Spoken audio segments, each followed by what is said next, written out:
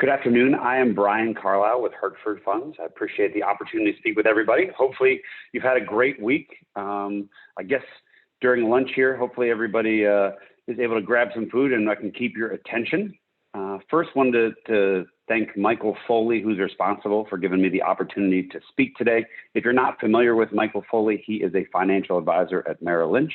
He's been there over 26 years. He is a first vice president, and he has a bunch of fancy designations, the most important one being a CFA, which is a certified financial planner. So the best part about Michael, I've known him for over a decade now, is he's just a great person and somebody who's extremely trustworthy. So I appreciate him giving me the opportunity to speak with you this afternoon. So what we're going to talk about today is 5 ways that technology will change the way that you age. And that's brought to you by the MIT Age Lab. So before we jump in much further, we're going to talk a little bit about the Age Lab and exactly what it is they do and what they're trying to provide, moving forward. But before we jump in there, I thought we'd start with a quote from good old Henry Ford. Anyone who stops learning is old, whether at 20 or 80. Anyone who keeps learning stays young. The greatest thing in life is to keep your mind young.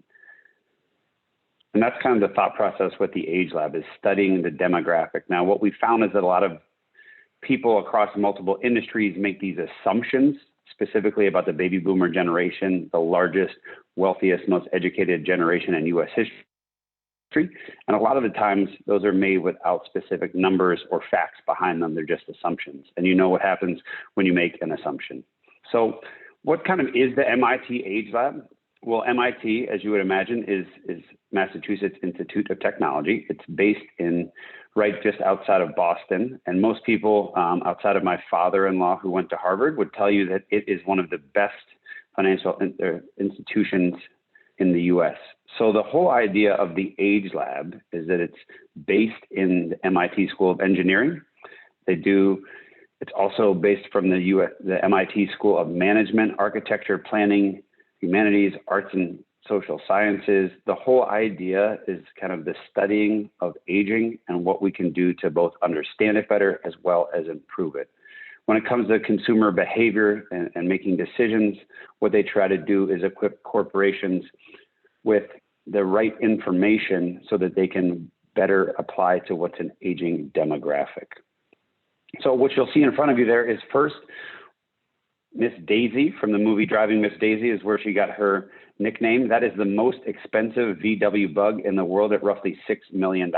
And a lot of the technology that you now see in your average new car, whether it be lane departure, rear view camera, automatic driving, all those different things, many of them started right here in this tiny little bug in the Massachusetts Institute of Technology. If you look closely, you can kind of see these weird suits that both these students are wearing. They're called an AGNA suit, which is an Age, Gain, Now Empathy System. And what they are is, if you look close, you'll see a helmet, you'll see bands, you'll see goggles, all different kinds of things. And what they're able to do with this Age, Gain, Now Empathy System is dial up your age to any age that they would like. So for example, they can show kind of tightness of the joints. The goggles can show macular degeneration. And what we do with this information is, for example, we actually sent these C-level executives of CVS into their own stores wearing these suits, being somewhere between 65 and 95. And what they quickly found was the lights were awful. Right? The aisles were too narrow to get through with a walker, a wheelchair, or bend down. And oftentimes the items were too high or too low on the shelves. And as a result, CVS is moving away from the traditional long aisles that you go through and creating islands that should be easier to navigate for their clients. So that should just give you a little bit of an idea kind of the MIT Age Lab. It was founded in 1999 by Dr. Joe Coughlin, and he looks exactly like you would expect a doctor from MIT Age Lab to look. He wears a bow tie at all times with bright red tennis shoes. So what we're going to touch on today is venting a new future, kind of talk about where we are from a technology standpoint, and obviously kind of bring in what COVID has done to kind of push the change or adaptation and adoption of technology. Then we'll talk about 5 different life-changing technologies in retirement specifically, and how they really can affect the way we age. And then lastly, we'll just talk about what makes sense and kind of how to start, whether it be for you or your parents. So I look at this entire thing from MIT with a unique perspective. My mother is retired. She used to live in Dayton, Ohio. She now lives in Florida. She's 71. So a lot of this technology stuff, whether it be her adopting an Apple Watch or FaceTiming and reading books to my 6-year-old, is pretty applicable to me in my everyday life. And hopefully you'll be able to take something out of it as well. So we'll start here, kind of inventing a new future. Obviously, the technology has made a huge difference in what we do and how we do it. It feels like forever ago. Everyone's now grown up with using an iPhone, but I grew up in a generation, when we used to watch the Jetsons, and it was crazy to think that you'd have a phone you'd be able to see people and talk to them on. And now it's a reality that everybody's used to on a daily basis.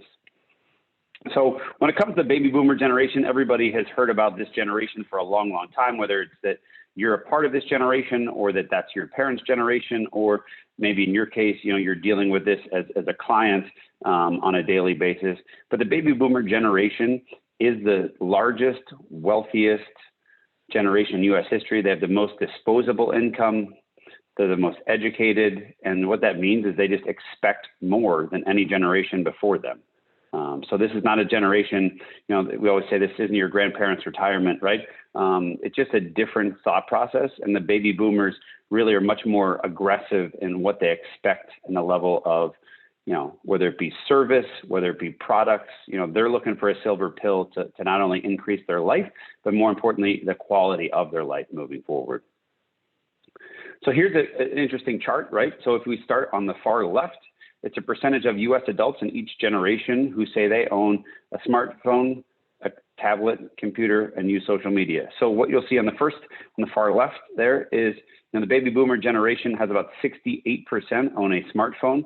Not to be shocking, they're the millennials and Gen X, which I'm a part of, are in the 90%, 90 and 93%. Now, if you look at who owns a computer tablet, almost all 3 generations, millennials, Gen X, and baby boomers, are all between 52 and 55%. And I think the thing that's changed a lot over the last few years are, the adoption of social media felt like it was much more of a millennial thing. And right now you're seeing more and more people, the Gen X as well as baby boomers, join in.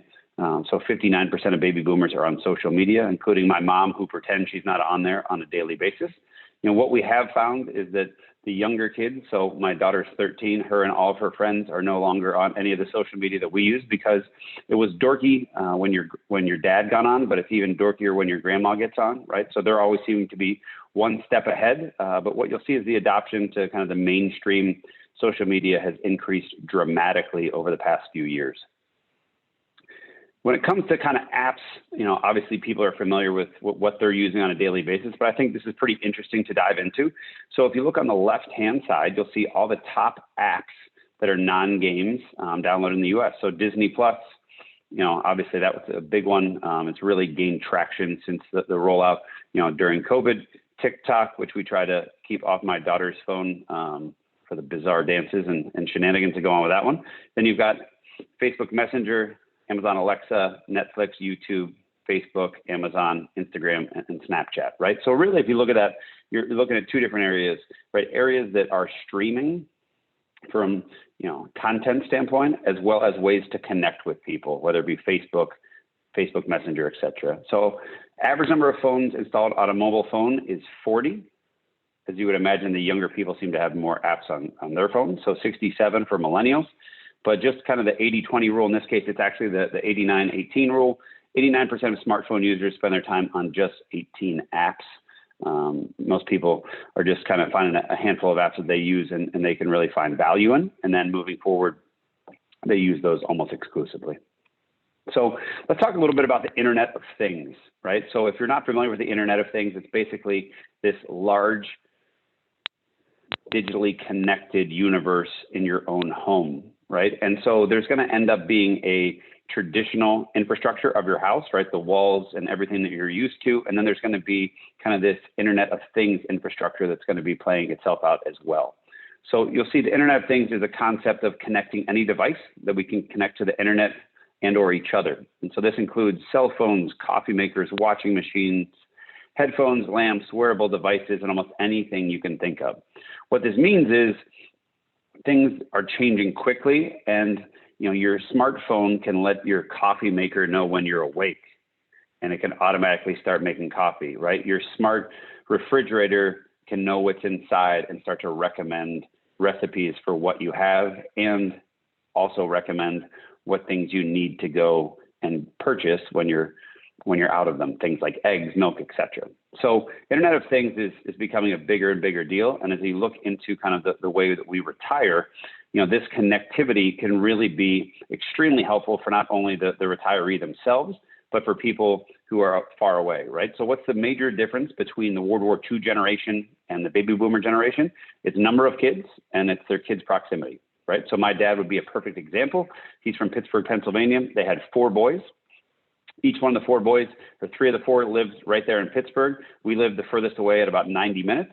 Then if you look at the baby boomer generation, they have half the number of kids. So my dad was one of 4, I'm one of 2.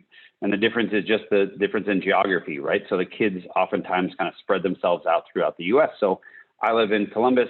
My sister lives in Denver, Colorado, and now my mom lives in Florida.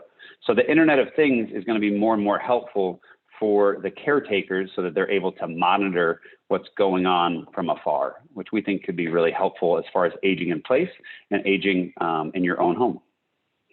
So let's talk a little bit about the life-changing technologies just overall. So there's going to be 5 different categories that we are going to cover. There'll be some apps, some different things that we touch on with each one of them. Some are going to be, pretty normally accepted, and some of them are going to be a little bit different that you're probably not familiar with. So hopefully 1 or 2 of the apps you can take notice of, or 1 or 2 of the different technologies moving forward, you can definitely take note and keep an eye out for. So when it comes to asking questions, right, we asked the MIT Age Lab to come back to us with 3 questions that they thought would really help determine somebody's quality of life in retirement.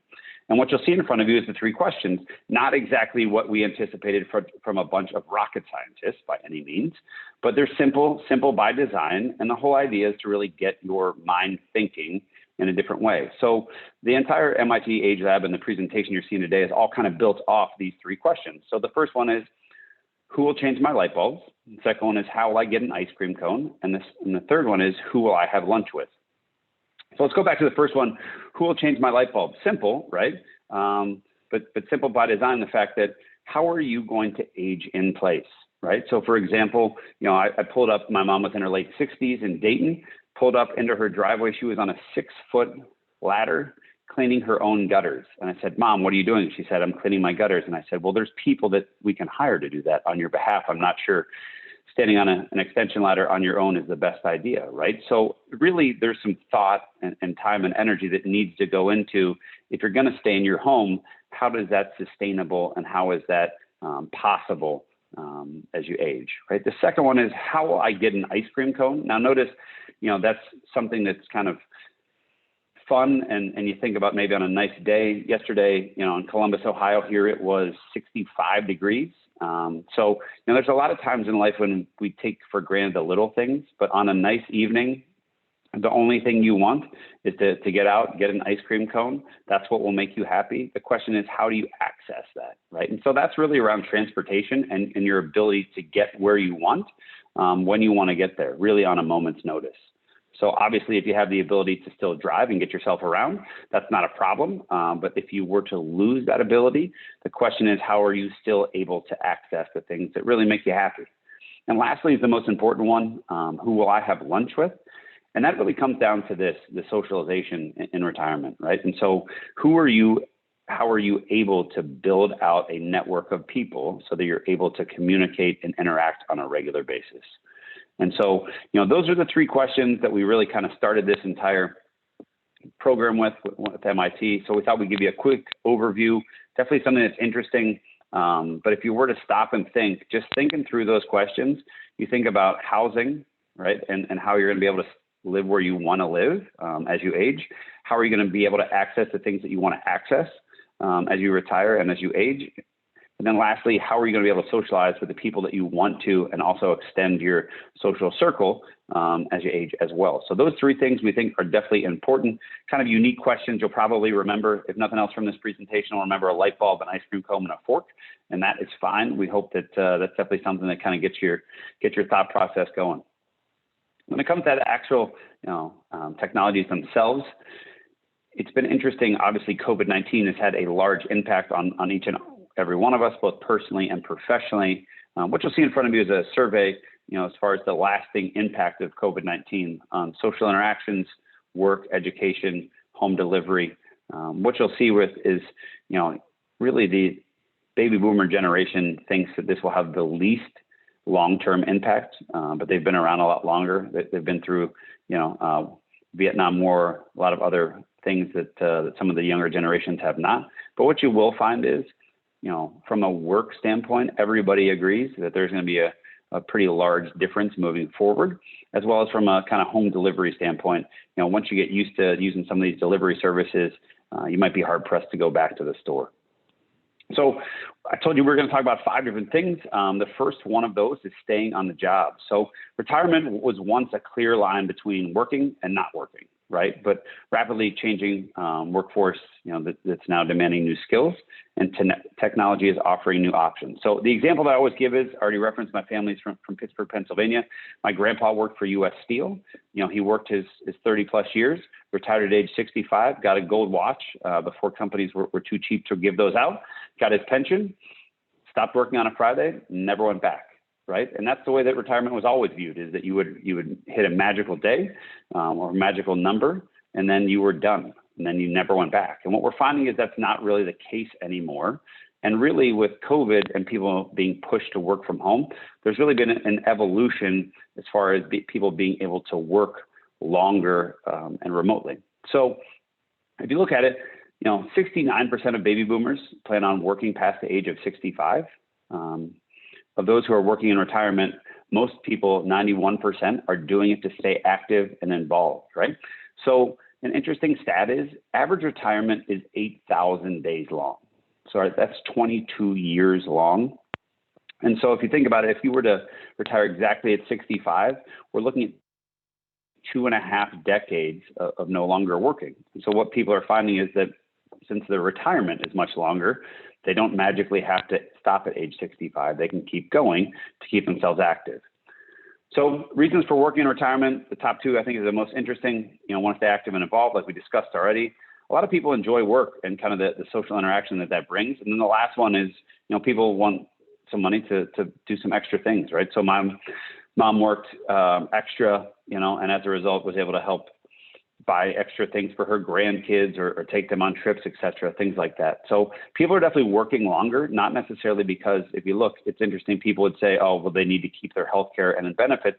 Only 16% at the very bottom there, that's the reason for work. Really, the majority of the reason is to stay involved and people enjoy what they're doing.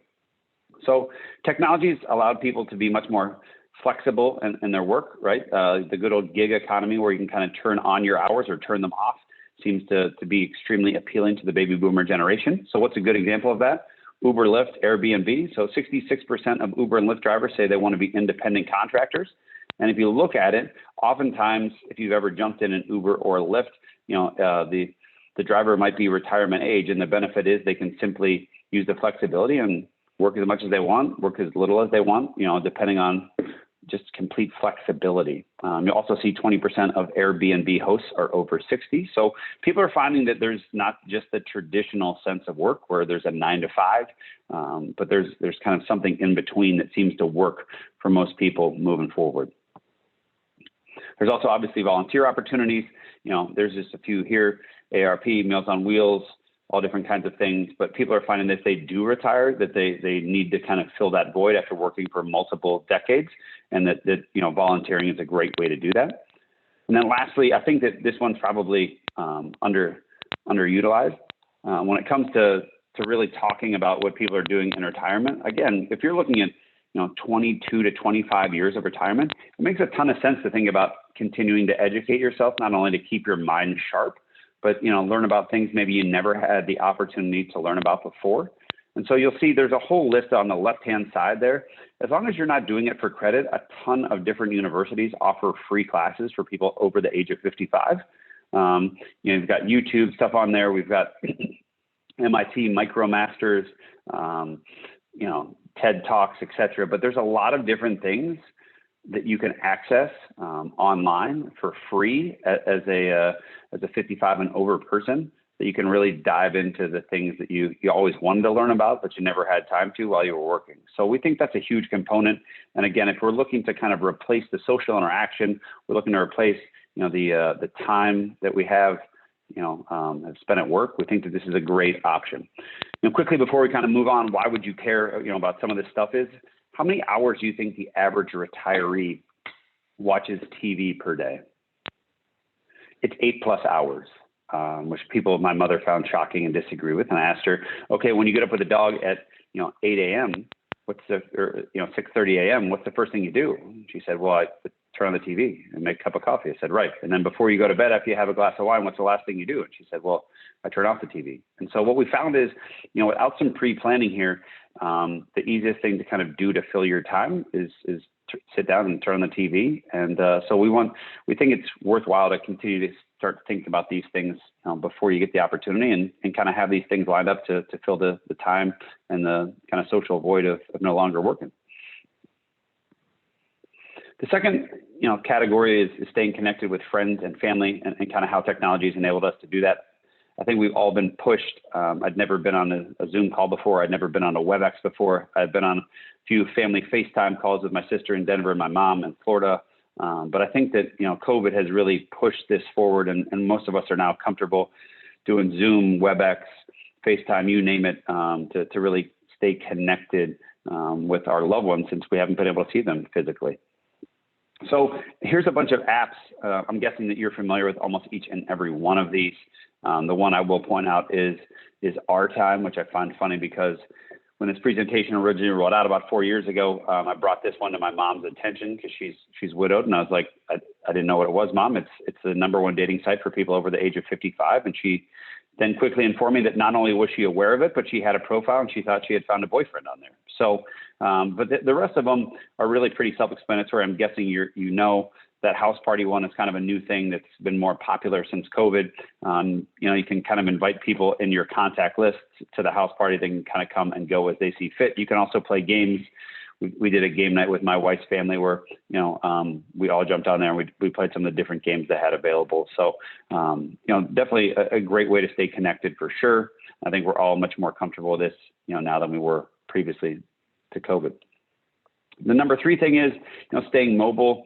Being able to get around is critical. If you've ever had to kind of take the keys away from a parent, it's a brutal conversation.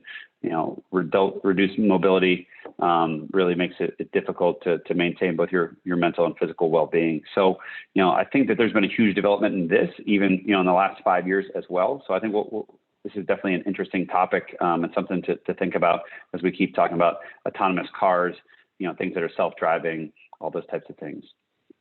Pretty interesting quote from, a AAA spokesman here. Older Americans who have stopped driving are almost 2 times more likely to suffer from depression and nearly 5 times as likely to enter long-term care facilities compared to those that remain behind the wheel. So if you're wondering, does it really matter? It absolutely matters, right? Being able to access what you want, when you want, get where you want, and not depending on anybody else is a huge thing.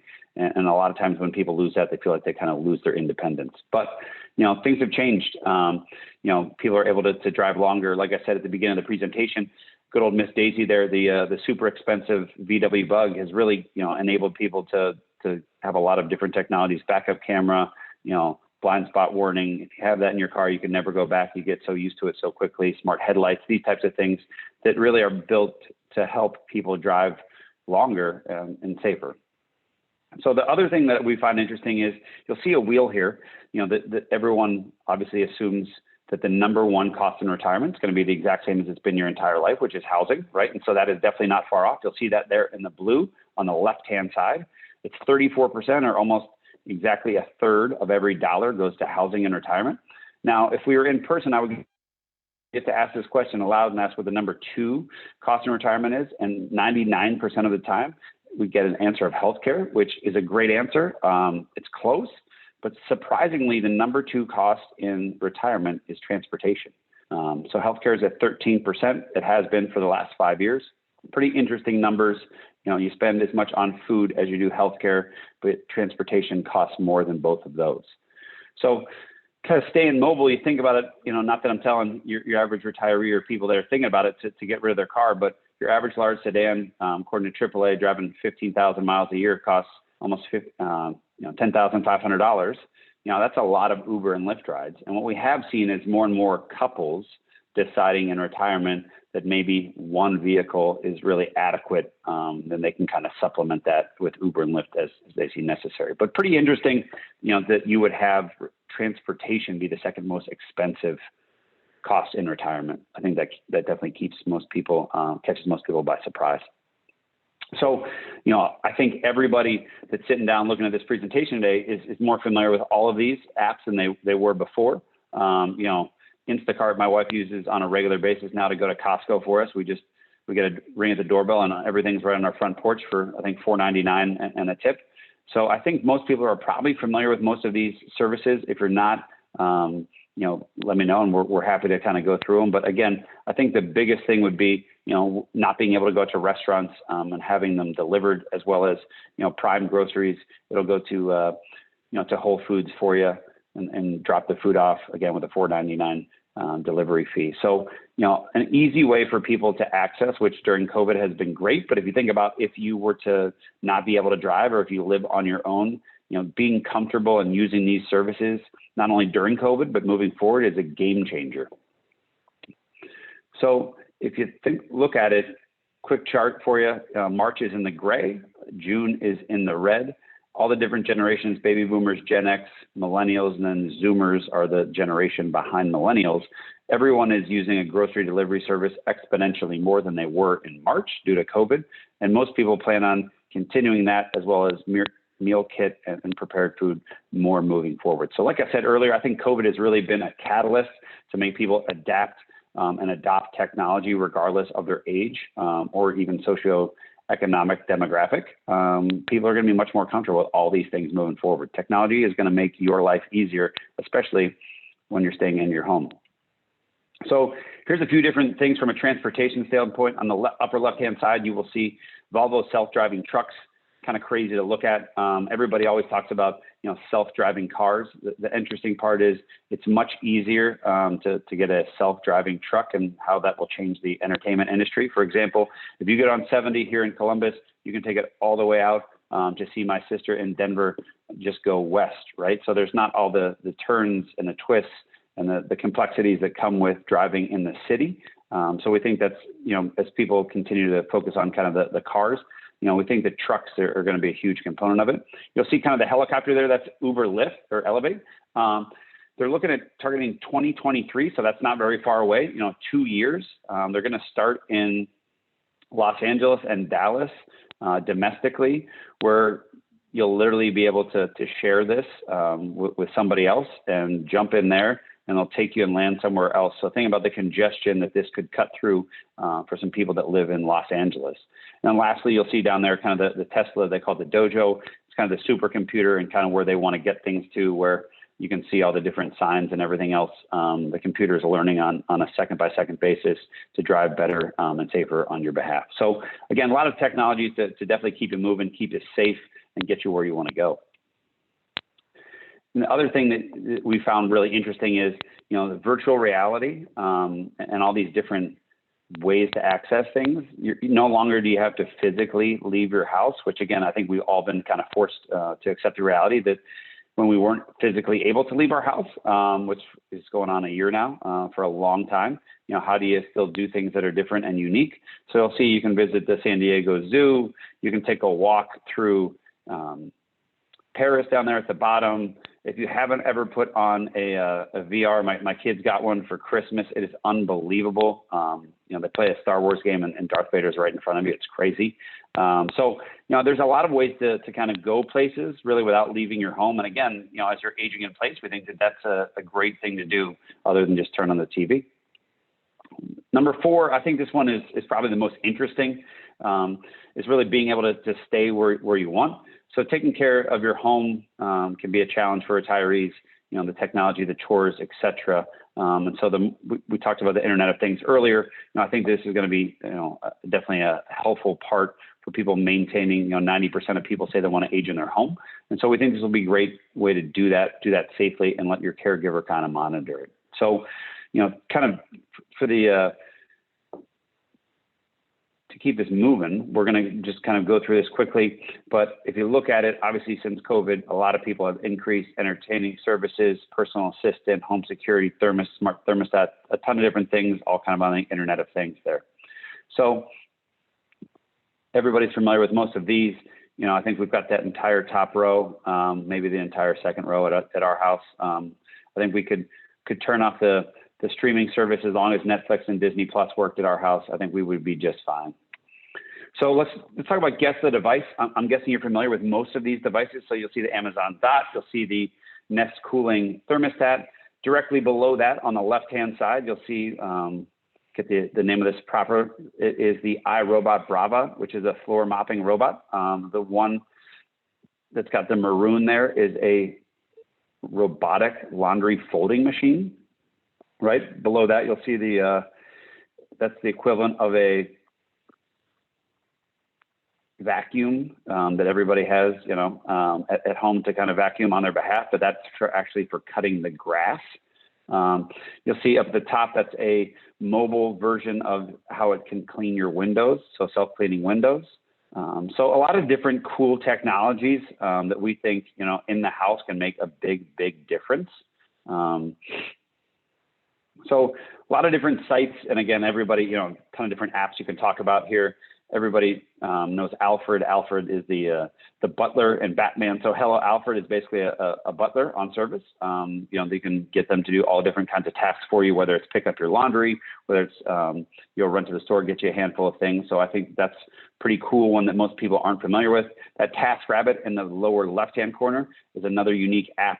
It really dials into, similar to Uber, it's kind of matches you. So you put a task on there, whether it be power wash your house or, maybe install, some lights or hang some pictures, and somebody will respond with all of their ratings on there, say that they can do it.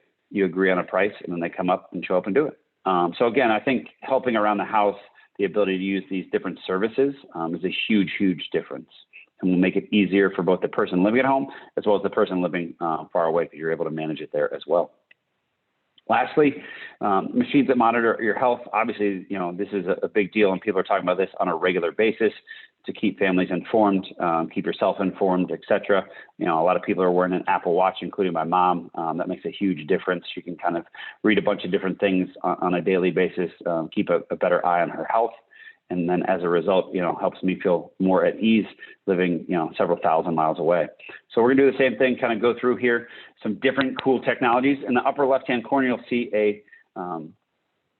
it's officially a contact lens. It's still in development, but the idea is that you would be able to scroll through your calendar, look up commute times, even play music back, all just by looking, almost like you would be in kind of RoboCop, which is crazy. You'll see the Apple Watch that everybody's familiar with, and each one of those generations is more and more helpful from a health standpoint. Being able to run your own EKG is pretty unbelievable. In the bottom left-hand corner, you'll see Lululemon came out with one of these, as well as other people. It looks like a mirror, but it can be a yoga studio. It can teach you about all different kinds of things and keep you active. In the middle, the white one there is kind of interesting. It's called the MedWand. It puts 10 devices in the palm of your hand. For example, you can take your temperature, measure blood oxygen level, listen to your heart and lungs. Doctor can examine you on a computer with no longer needing to be there. The middle is a 3D printed heart that they took somebody's DNA and printed the heart to be able to see what it looked like before a heart surgery. The Dexcom is directly below that. My nephew is 13 and he has diabetes. If you know anybody with diabetes, these are unbelievable. You literally plug that in, no more finger poking. It's unbelievable as far as helping them live a normal life, and they can check on their iPhone. It can tell them as well as somebody else, where their blood sugar level is at.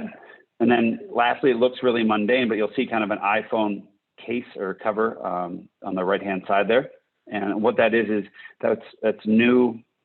It is from OtterBox and Corning, and with kind of what we're going through with COVID, I think it's pretty helpful. It kills up to 99.99% of microfibers found on display surfaces. So that could definitely be helpful moving forward. So to keep us moving, I'm going to keep going here.